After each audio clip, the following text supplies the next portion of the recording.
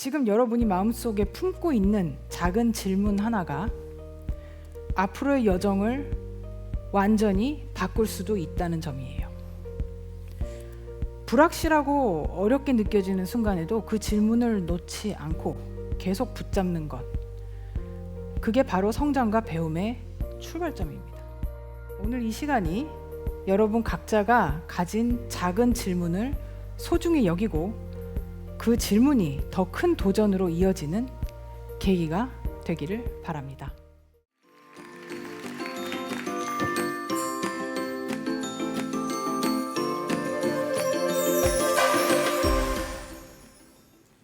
여러분 안녕하세요. 만나서 반갑습니다. Thank you. 자, 우리는 종종 미래를 이미 정해진 것처럼 생각할 때가 많습니다. 하지만 과학과 기술의 역사를 조금만 들여다보면 중요한 변화들은 예측해서 나온 것이 아니라 누군가 기존의 당연함을 의심하며 새로운 질문을 던졌고 그 질문이 학문의 경계를 넘으면서 우리가 사는 지금의 미래가 만들어졌습니다. 오늘 저는 AI, 생명과학 그리고 의학이라는 원래는 따로 존재하던 세 분야의 경계에서 저와 다른 과학자들이 어떤 질문을 던졌고 그 질문이 어떻게 하나의 새로운 연구 분야로 이어졌는가 여러분들과 이야기를 나누려고 합니다. 이 강연은 AI가 무엇을 할 수 있는가에 대한 이야기이기도 하겠지만 더 중요하게는 정해진 길이 없던 곳에서 어떻게 도전이 시작되는가에 대한 이야기이기도 합니다. 자, 우선 도전은 어떻게 시작되는가? 자, 사람들은 도전을 남들보다 더 열심히 하는 것, 이미 잘 알려진 길에서 더 잘하는 것이라고 생각할 수 있겠지만 과학에서의 도전은 조금 다릅니다. 과학에서의 도전은 아무도 제대로 이름을 붙이지 않은 아주 새로운 질문에서 시작됩니다. 이런 질문은 종종 학문과 학문 사이, 서로 다른 분야의 경계에서 나타납니다. 예를 들어 AI, 생명과학, 그리고 의학은 각기 다른 언어를 쓰고 보통 따로 발전해 왔어요. 바로 이 경계에서 던져진 질문들은 단순한 호기심이 아니라 새로운 연구와 미래를 만들어가기도 합니다.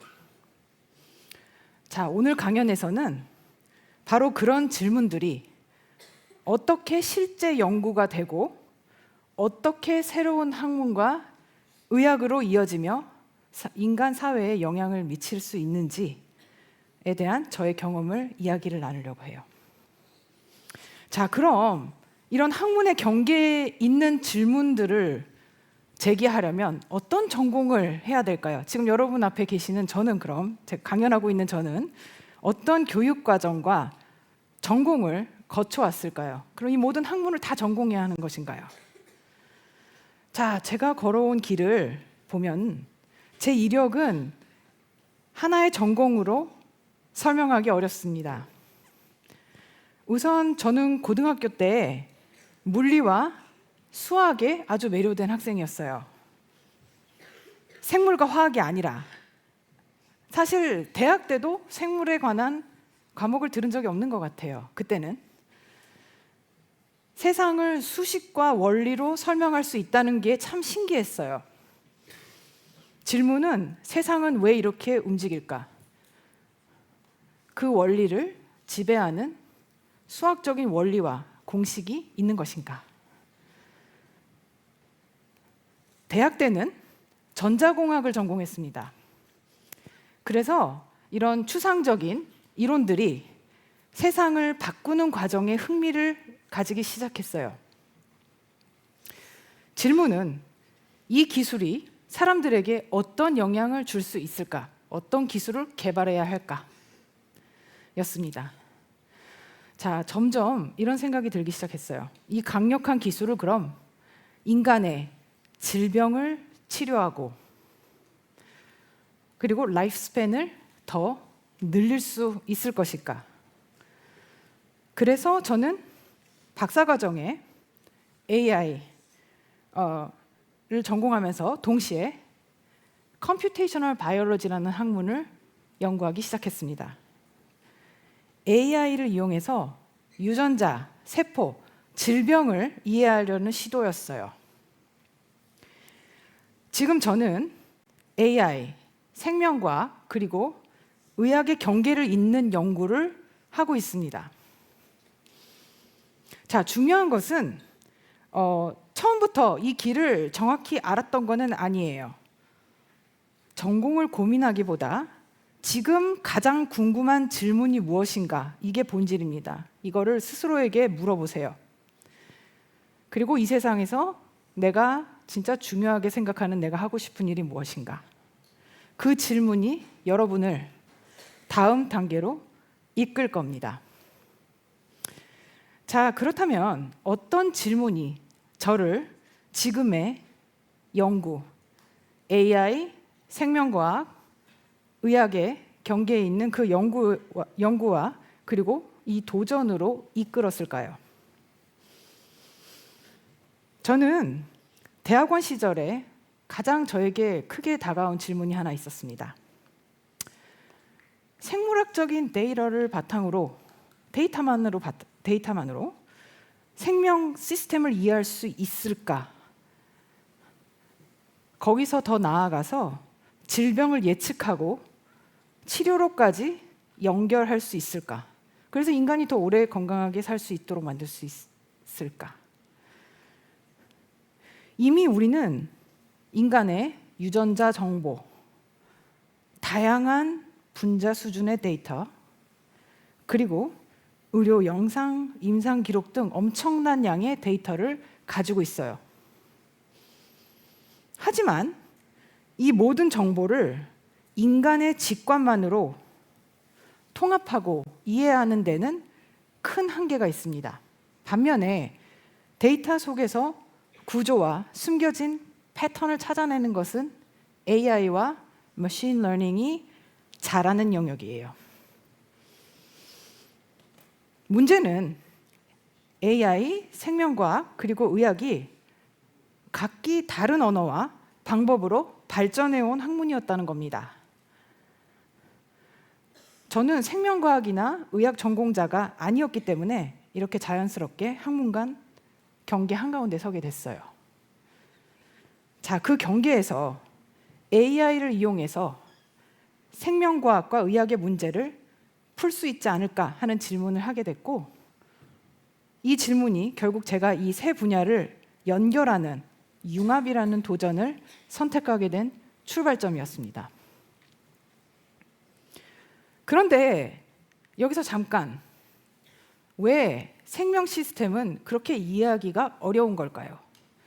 왜 기존 생명과학의 경계를 넘는 접근법이 필요할까요? 자, 이를 조금 더 구체적으로 느껴보게 하기 위해서 간단한 예를 준비했어요. 여기 2명의 암 환자를 생각을 해볼게요. 같은 진단명을 가지고 같은 병기에 속하며 또 같은 치료를 받았습니다. 그런데 결과는 서로 다르게 나타났어요. 자, 왜 이런 차이가 생겼을까요? 어떤 요인들이 이런 차이를 만들었을까요? 나이도 영향을 미칠 수 있고, 환자들은 유전자도 다를 거예요. 그리고 조직의 미세한 구조 차이도 있고, 그리고 면역 상태, 그리고 환경도 다릅니다. 그리고 솔직히 말하면 우리가 아직 모르는 요인도 분명히 있을 겁니다. 암 생물학은 아직도 미지의 세계인 곳이 많아요. 자, 이 보기 중에서 어디 한 가지 요인이 있을까요? 하나만 고르기 어렵죠? 자, 여기서 이 문제에서 가장 중요한 포인트는 정답이 하나가 아니라는 겁니다. 사실 이런 차이는 단일 원인으로 설명되지는 않습니다. 여러 요인이 동시에 작용하기 때문에 결과가 달라지는 거예요. 즉, 생명 시스템은 단순한 결과를 설명할 수 있는 기계가 아니라 수많은 요소들이 얽혀 있는 복잡한 시스템입니다.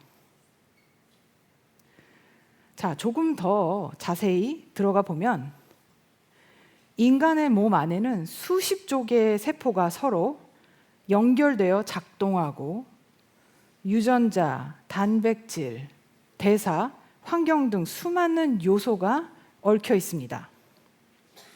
같은 질병이라도 사람마다 다르게 나타나는 이유가 여기에 있습니다. 그런데 기존 의학적 접근으로는 이런 복잡함을 모두 이해하기가 어려워요. 사람의 정보 처리 능력은 한계가 있고 여러 가지 요인을 한 번에 해석하고 이해하기에는, 그리고 평균적인 기준에 의존하다 보면 개별 환자의 차이를 충분히 이해할 수가 없기 때문에 맞춤형 치료나 정밀한 예측에는 한계가 있습니다. 자, 그럼 이렇게 한 사람 한 사람이 모두 다르다면 이 복잡한 차이를 어떻게 체계적으로 이해할 수가 있을까요? 자, 바로 이 지점에서 정밀한 생물학적 데이터와 AI의 역할이 아주 중요해집니다. 자, 우리가 한 사람의 생물학적 상태를 이해하려면 단순히 몇 가지 정보만 보는 게 아니라 다양한 종류의 데이터를 모두 고려해야 합니다. 자, 우선 분자 수준에서 유전자와 단백질 발현, 그리고 시퀀스 변이까지 모든 사람들은 각기 조금씩 다른 DNA 시퀀스를 가지고 있어요. 그리고 이런 방대한 정보를 우리가 얻을 수도 있습니다. 또 참고로 인간에게는 2만 개의 2만 개의 유전자가 있어요. 그리고 어떻게 세느냐에 따라서 이게 3만 5천 개가 될 수도 있고, 대략 어느 규모인지 데이터에 아실 수 있겠죠. 이거는 그렇게 한두 개, 몇 가지의 그런 숫자가 아니라 몇만 개, 수만 개, 수십만 개의 숫자로 표현되는 그런 수준의 데이터입니다. 자, 의료 데이터 또한 굉장히 방대해요. 예를 들면 병리 이미지는 수십만 바이 수십만 픽셀을 포함하고 그 의미는 30억에서 100억의 픽셀을 포함하고, 그래서 컴퓨터를 이용해서 이런 병리 이미지를 분석할 때 컴퓨터를 이용을 하더라도 픽셀 수가 너무 많고 고용량이기 때문에 이렇게 잘라서 패치로 보통 분석을 합니다. 그리고 거기에 또 개인적인 그런 개인의 가족력, 그리고 생활 습관 같은 환경적 요인까지 합치면 단순히 이 정도의 데이터는 인간의 직관만으로 데이터를 통합해서 이해하고 활용하는 데는 사실상 가능하다고 볼 수가 없죠. 바로 이런 복잡한 데이터를 체계적으로 분석하고 그 안에 숨어있는 패턴을 찾아내는데 AI가 큰 역할을 하게 됩니다. 자, 그럼 AI로 어떻게 이 문제를 풀 수가 있을까요? 매우 이상적인 시나리오에서는 앞서 살펴본 생물학적 데이터를 AI 모델에 입력으로 넣습니다. 모델은 수많은 계산과 아주 복잡한 연산을 거쳐서 환자에게 의미 있는 정보를 만들어 출력합니다.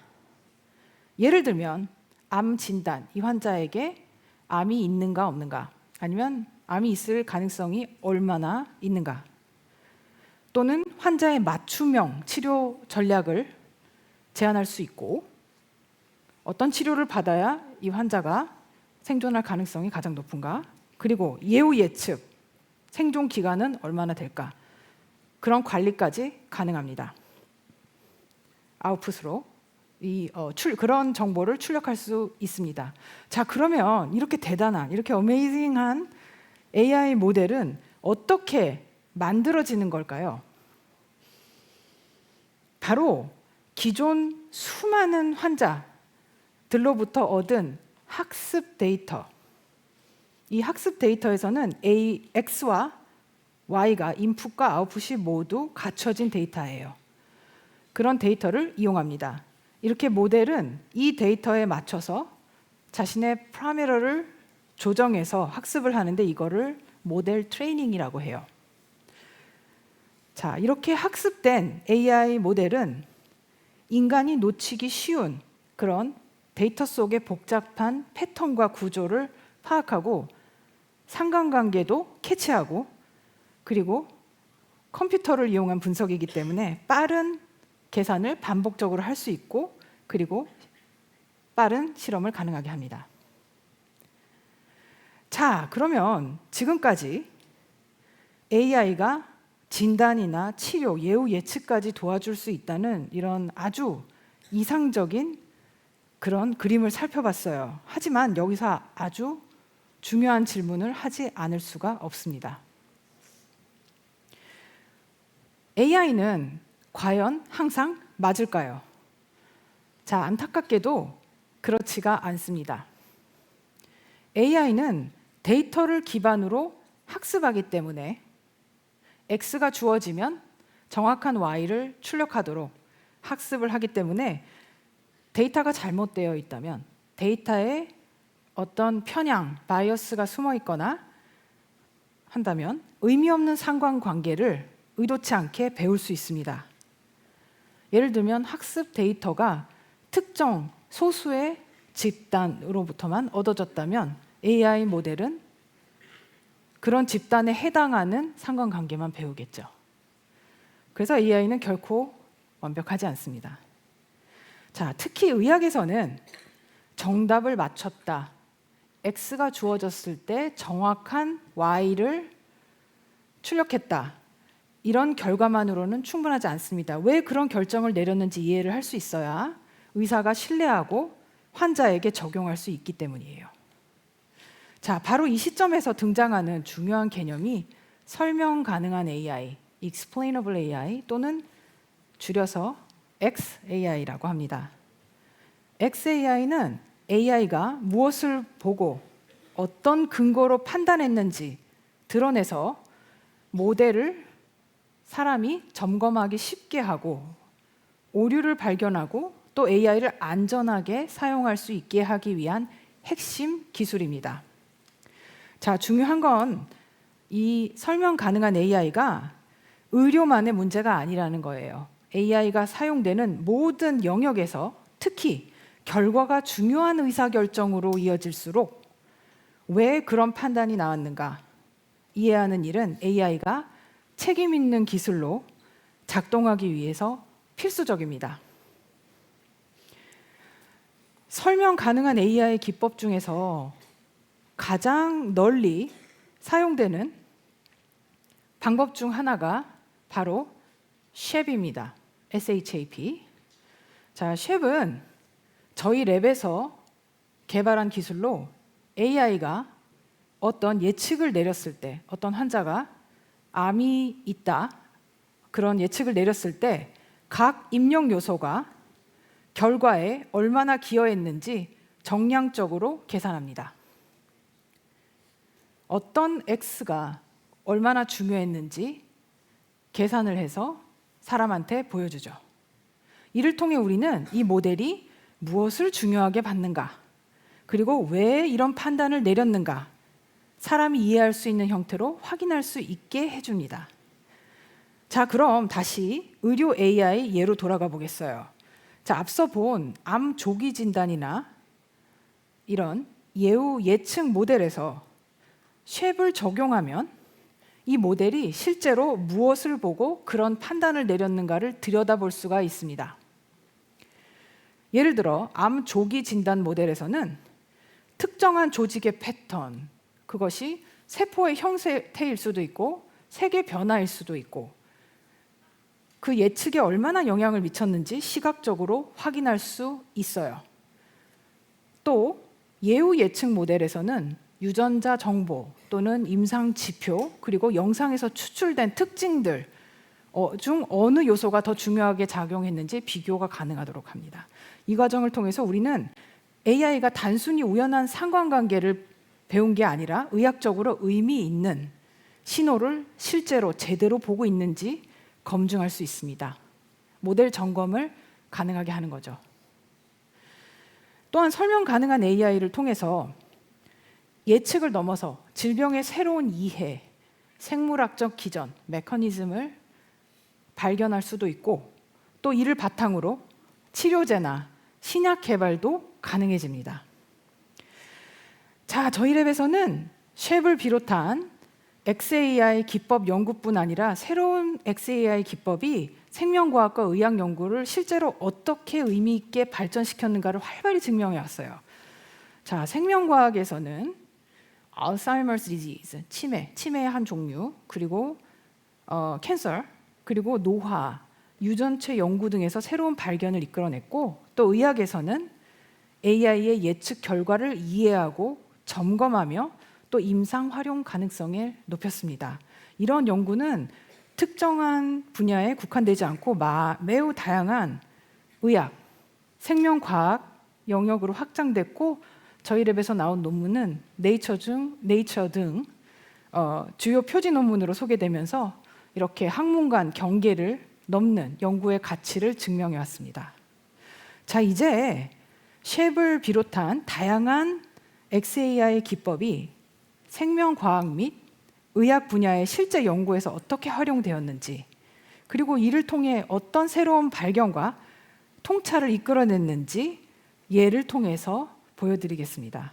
자, 첫 번째 사례는 우리 랩에서 나온 논문 중에 하나인데 코로나 팬데믹 기간 중에 코로나에 관련된 논문입니다.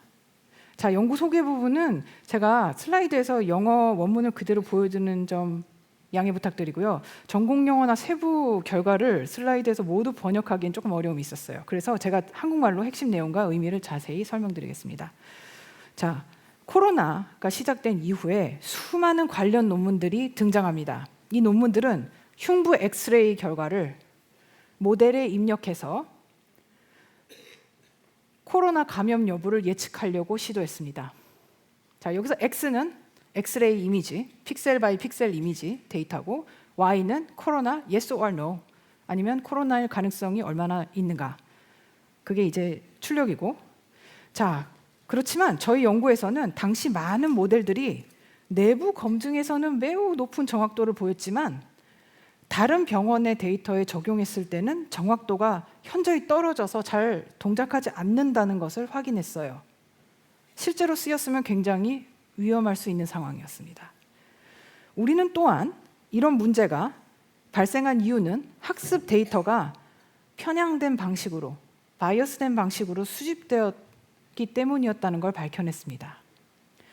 이를 아주 기초적인 설명 가능한 AI 기법을 통해서 밝혀낼 수 있었는데 쉐프과 유사한 기법을 통해서 각각의 흉부 엑스레이 이미지에서 픽셀 단위 기여도를 계산할 수가 있겠죠. 가장 기초적인 설명 가능한 AI 기법의 기본은 어떤 인풋의 어떤 부분이 얼마나 중요했는가를 알려주는 거니까. 자, 이 기여도를 중간에 이 빨간색 세일리언시 맵이라는 형태로 볼 수가 있는데 여기서 이 빨간색의 강도는 모델이 출력을 낼 때 입력 이미지의 각 픽셀을 얼마나 중요하게 생각했는가를 나타냅니다.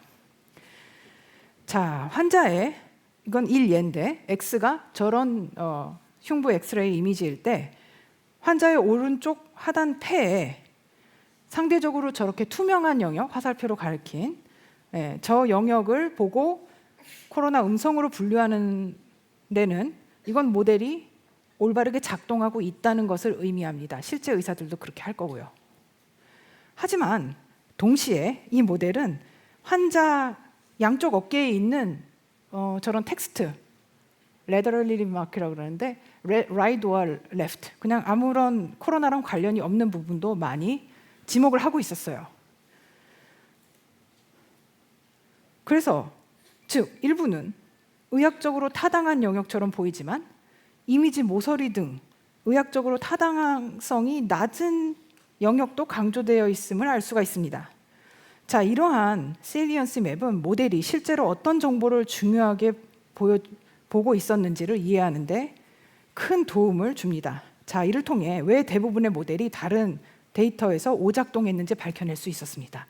그래서 우리는 이 연구 분야가 이렇게 잘못된 방향으로, 그것도 굉장히 빨리 코로나 기간 중에 나가는 걸 막을 수 있었어요. 그 당시 2021년에 6편의 논문이 벌써 저명한 저널에 게재가 되었고 수백 개의 관련 모델들이 편향된 데이터로 잘못 학습이 되어서 쓰일 수도 있었습니다.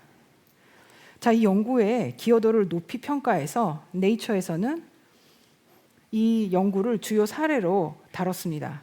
자, 간단히 말하면 연구는 의료에서 AI를 어떻게 신뢰해야 하는지, 그리고 AI가 언제, 왜 실수하거나 편향될 수 있는지를 점검하는 방법, 오디팅, 점검의 틀을 제시한 연구입니다. 특히 흥미로운 점은 이 연구가 당시에 막 주목받기 시작한 그런 설명 가능한 AI와 의학, 전혀 다른 분야에 만나는 경계에서 이루어졌다는 점이에요. 또 재밌는 점은 뭐냐면 이 연구를 주도한 제 박사과정 학생들이 사실은 컴퓨터 과학과 학생들이 아니라 MD PhD 프로그램이라고 의사가 되기 위한 공부를 하는 동시에 박사과정을 밟을 수 있는 프로그램이 있어요, 미국에. 근데 이 친구들은 컴퓨터 과학 박사과정을 선택을 해서 그래서 의사가 되기 위한 공부를 하는 동시에 그렇게 자기의 연구 방향과 커리어도 함께 개척한 사례입니다. 의학과 AI의 경계를 넘으면서. 자, 저희 랩은 여기서 멈추지 않고 의료 AI를 점검하고 그렇게 감사하는 연구를 계속하고 있습니다. 문제가 있는 AI 모델이 실제 환자한테 사용되는 일은 막아야 하기 때문이에요. 그죠? 너무 당연하죠? 그래서 저희는 의료 AI가 어떤 근거로 판단을 내리는지, 그리고 그 추론 과정에 오류가 어떻게 만들어질 수 있는지 더 깊이 들여다보고 있습니다. 다음 타겟은 피부과 AI입니다. 이 연구에서는 우리가 5개의 모델을 점검했어요. 2개는 학계에서 나온 모델이고 실제 상업용 피부과 AI, 휴대폰 앱 형태의 의료기기 2개, 그리고 대회 우승 모델까지. 이 모델들은 이렇게 피부 병변 사진을 입력으로 받아서 AI가 암 여부를 예측합니다. Cancer, yes or no, 아니면은 캔서일 확률이 얼마인가. 자, 그 결과 이전 사례와 마찬가지로 내부 검증에서는 정확도가 좋아 보였지만 새로운 데이터에서는 비슷한 문제들이 반복해서 나타났어요. 자, 여전히 겉으로 보이는 정확도나 성능만으로는 충분히 신뢰할 수 없다는 걸 보여주는 사례였습니다. 그래서 가장 먼저 기존에 널리 쓰이는 XAI 기법들을 이 상황에도 잘 작동하는지 먼저 확인해 봤어요. 여기서 흥미로운 문제가 하나 발생했습니다. 자, 아까 보았던 이 세일리언시 맵이 지금 병변 전체를 다 중요하다고 표시하는 거예요. 자, 이렇게 되면 이 모델이 병변에 도대체 어떤 특징을 보고 암이 아니라고, 비나인이라고 써있죠? 암이 아니라고 판단을 했는지 알기가 어렵습니다. 즉, 쉐프과 같은 전통적인 XAI 기법만으로는 한계가 있다는 뜻이에요. 그래서 저희는 기존 XAI를 넘어서 Generative AI, 생성형 AI를 활용한 새로운 모델 점검 접근을 시도했습니다. 바로 counterfactual 이미지를 만드는 방법이에요. 자, 핵심 아이디어는 생각보다 간단합니다. 원본 이미지를 아주 조금씩 수정을 해서 모델의 예측 결정 경계를 딱 넘도록 만드는 겁니다. 암이 아니다 해서 암이다로. 자, 이 예시에서는 이 피부암의 중요한 시각적 단서인 이 중간에 푸르스름한 부분이 나타나는 순간을 볼 수가 있어요. 자, 이렇게 하면 이 모델은 바로 저런 신호를 보고 피부암이라고 판단했구나 하고 사람이 이해할 수가 있게 됩니다. 자, 정리하자면 저희는 하나의 AI 모델을 점검하기 위해서 이렇게 접근했어요. 피부 병변 이미지를 생성형 AI로 조금씩 변형을 해서 그 모델이 이미지를 더 암으로 판단하게, 오른쪽 이미지, 그리고 또 더 정상으로 판단하게, 왼쪽 이미지, 이렇게 만듭니다. 자, 이 과정을 많은 이미지에 반복해서 적용하면 이 모델이 어떤 시각적 특징을 정상으로 보고, 자, 위에 있는 이미지들이 정상으로 보고 어떤 시각적 특성을 암으로 생각하는지 사람이 이해할 수 있는 형태가 된 거죠. 그리고 이 연구는 중요한 점이 피부과 전문의들과 함께 진행했어요. 그래서 전문의들이 각 AI 모델에 이러한 시각적 특징을 어떻게 인식하고 판단에 이용하는지를 하나하나 분석했고, 그 결과 사람이 직접 개입하는 Human in the Loop을 실현하게 됐습니다. 즉 AI에게 판단만 맡긴 게 아니라 의학적 전문성과 설명 가능 AI를 결합해서 모델의 사고 과정 자체를 점검한 겁니다. 자, 이 연구는 단순한 사례 연구를 넘어서 네이처 자매지의 표지 논문을 소개될 정도로 주목을 받았고, 그만큼 의료 AI에서 성능만 중요한 게 아니라, 정확도만 중요한 게 아니라 신뢰를 어떻게 검증할 것인가가 얼마나 중요한지 보여준 예예요. 그리고 저희는 여기서 멈추지 않고 의료 AI를 더 투명하게 만드는 방법으로 연구를 확장하고 있어요. 자, 후속 논문에서는 AI가 의료 이미지를 다룰 때 의학 문헌들, 이제까지 출판된 수많은 논문들, 그리고 의학 교과서들, 그런 기반의 언어적 설명과 함께 판단 근거를 제시하는 모델을 제안했습니다. 자, 이미지, 텍스트, 그리고 의학 지식까지 연결하는 그런 의료 AI의 투명성과 해석 가능성을 높인 연구 결과예요. 자, 이 이미지는 네이처 메디슨 커버용으로 제작되었지만 채택은 실제로 되지는 않았지만 논문 내용을 워낙 잘 표현해서 제가 슬라이드를 이용했는데, 자, AI 모델은 이 문헌 속 이미지와 이제까지 출판된 수많은 논문들과 수많은 의학 교과서들 함께 학습해서 스스로 이미지를 이해하고 이 문헌 속 지식 기반으로 사람에게 설명할 수 있습니다. 자, 여기서 연구 예를 제가 몇 가지만 드렸는데, 한 걸음 물러나서 이런 연구들을 보면은 자연스럽게 떠오르는 질문들이 있습니다. 이렇게 경계를 넘는 융합 연구는 굉장히 임팩트가 크고 환자들에게 굉장히 좋은 영향을 미칠 것 같은데, 이런 연구는 쉬울까요? 우선 간단한 답은 생각보다 많은 어려움이 따릅니다. 자, 우선 AI, 생명과학, 의학은 각기 출발점과 질문 방식이 다릅니다. 같은 단어를 써도 의미가 다르고 무엇을 좋은 연구라고 보는지도 다릅니다. AI에서는 정확도가 조금이라도 올라가도 성과가 되지만 의학에서는 실제 환자에게 도움이 되는지가 핵심입니다.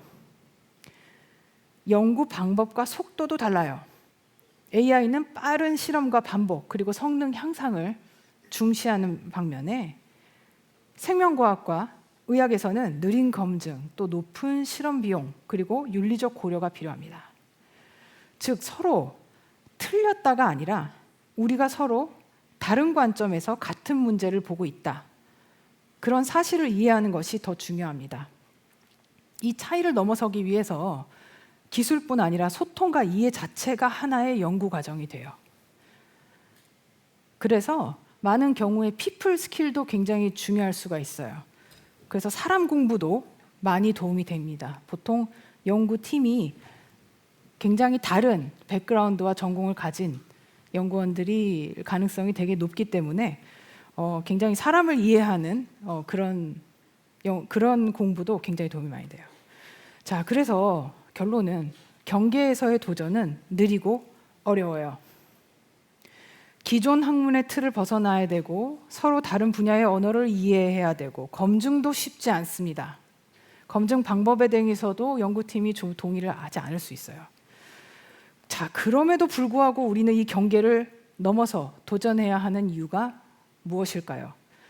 바로 이런 위치에서 우리는 기존에 없던 질문을 던질 수 있고 그 결과 새로운 학문과 접근법이 탄생하게 되고 나아가서는 새로운 분야가 생길 수도 있습니다. 또 실제 환자와 사회적인 면에 직접적인 도움을 줄 수도 있고 또 물론 과정이 굉장히 느리고 어렵지만 그만큼 발견과 성장의 기회도 줄 수 있습니다. 불확실함 속에서 질문을 멈추지 않고 경계를 넘어 도전하는 태도가 굉장히 중요해요. 그리고 그것이 결국 여러분 각자가 앞으로 어떤 길을 선택하고 만들어 갈지와도 맞닿아 있습니다. 자, 그런 의미에서 제가 학생들에게 꼭 전하고 싶은 메시지를 나누고자 합니다. 여러분, 진로를 고민할 때 보통 무엇부터 떠올리나요? 많은 학생들이 전공이나 앞으로 갈 길을 이미 나와 있는 선택지 중에서 정답을 고르듯이 객관식으로 고민하곤 합니다. 실제로 저는 이 길이 맞는 건가요? 다른 사람들도 이렇게 가나요? 이거 하면 먹고 살 수 있나요? 이런 질문을 학생들한테 굉장히 많이 받아요. 특히 융합 연구에 관심 있는 학생들이 이런 좀 진지한 고민들을 합니다.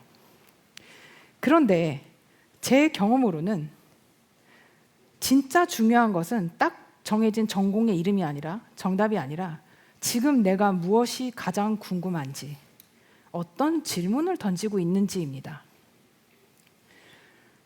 저도 AI, 생명과학, 의학 서로 매우 다른 분야의 경계에 발을 들였을 때 어디에도 완전히 속하지 않은 그런 굉장히 불안한 느낌이 있었어요.